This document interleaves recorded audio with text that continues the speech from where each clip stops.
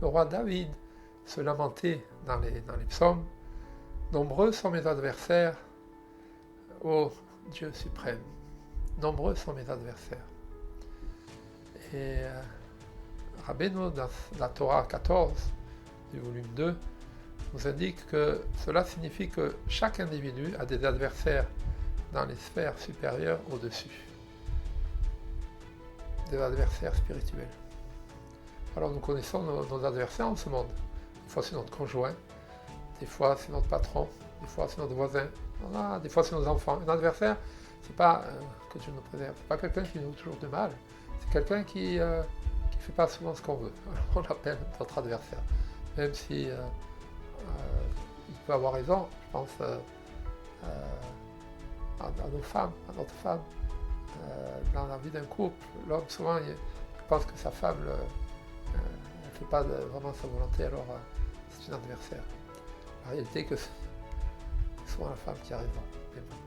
Les enfants aussi, ils ne sont pas méchants évidemment, mais ils font rarement notre volonté. Est-ce qu'on ne va pas les aimer pour autant? C'est shalom. Mais ce sont nos adversaires parce qu'ils ne font pas notre volonté. Mais ça, ce sont des adversaires dans le monde présent. Là, je plaisante, mais il y a aussi des adversaires qui sont vraiment méchants. Là, c'est autre chose. Je ne fais pas référence à eux, mais ça inclut cela également. Et tout cela, ce sont des adversaires du monde ici-bas, du Olam Hazé.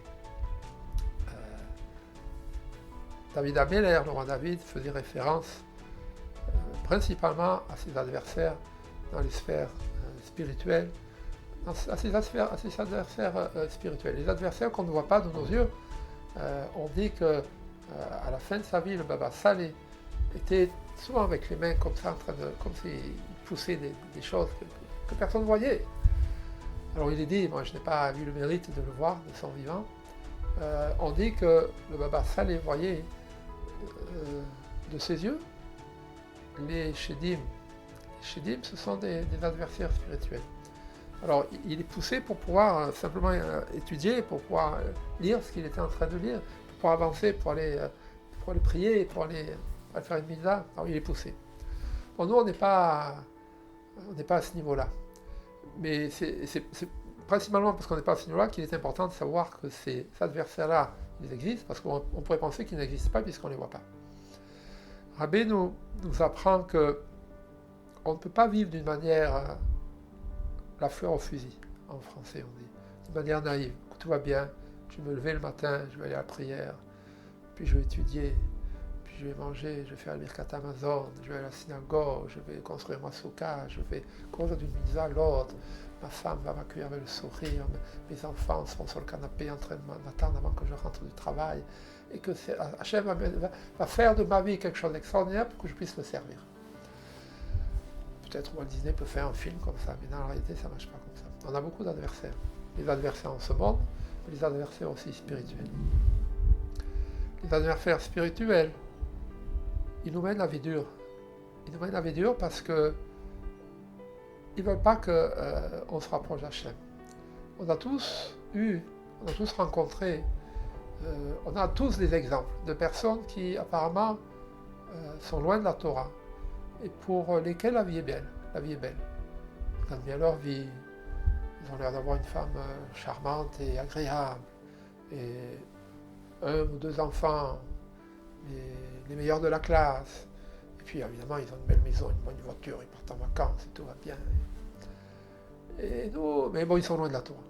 Et nous, on essaie de faire Shabbat, on essaie de manger kasher, on essaie de prier 3 fois par jour, on essaie de mettre des téfilines tous les matins, et on n'arrête pas d'avoir des problèmes. On n'arrive pas à trouver 10 shekels pour aller acheter ça, on n'arrive pas à avoir 100 shekels pour acheter un cartable aux enfants, on a toujours des problèmes, pas que des problèmes d'argent, on a aussi des problèmes simplement de vouloir ouvrir un livre, de vouloir étudier, de vouloir prier comme il faut, comme il faudrait. On a plein de problèmes. On se dit, mais pourquoi? Comment Hachem il fait le monde? Ces gens-là qui sont dans la Torah, les adversaires spirituels, leurs adversaires spirituels, ils les laissent tranquilles, ils sont loin de la Torah. Qu'est-ce qu'ils ont besoin de les faire tomber? Ils sont déjà tellement loin qu'il faut faire beaucoup de prières pour eux, parce que quand ils quitteront ce monde, bon, on ne peut pas juger, on ne peut pas dire « Ah, je sais que Rouven, je sais que Shimon, ce sera dur pour lui. » On ne peut pas le savoir.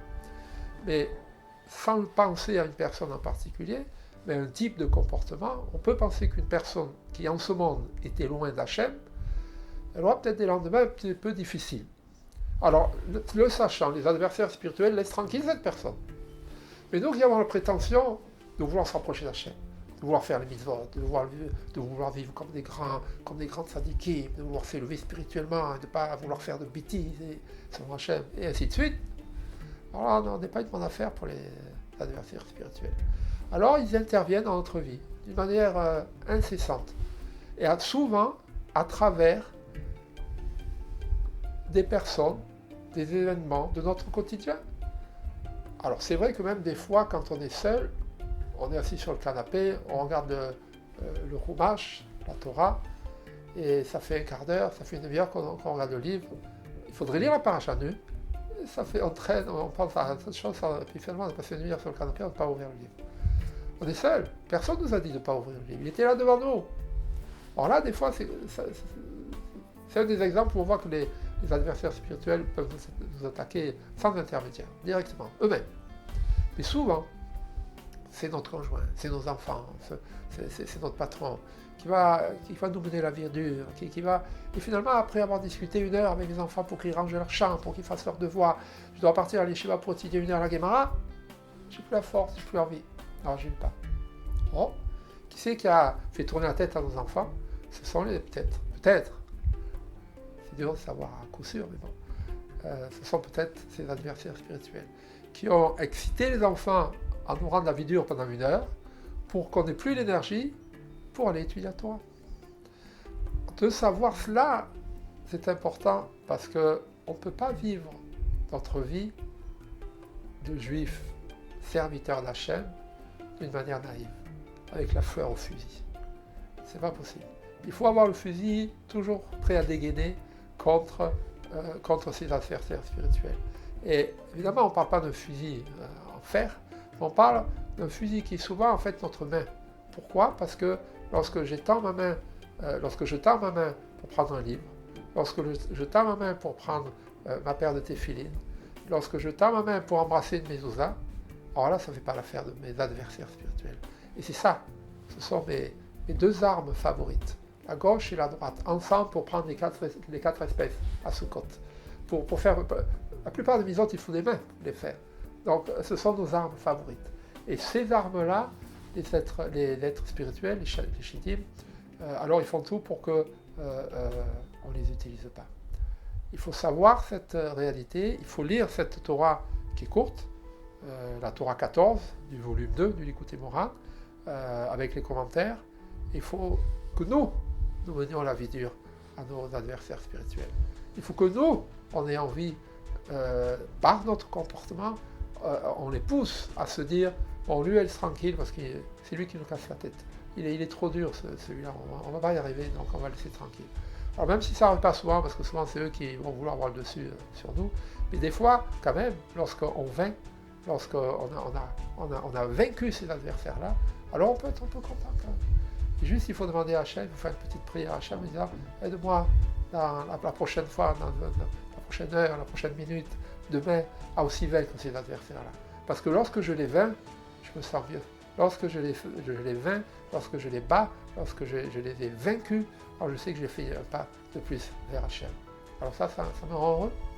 Qu'Hachem nous aide à vaincre nos adversaires spirituels, qu'Hachem nous aide à vouloir les vaincre, pas à baisser les bras. Et que Hachem nous aide à ne jamais oublier qu'ils existent.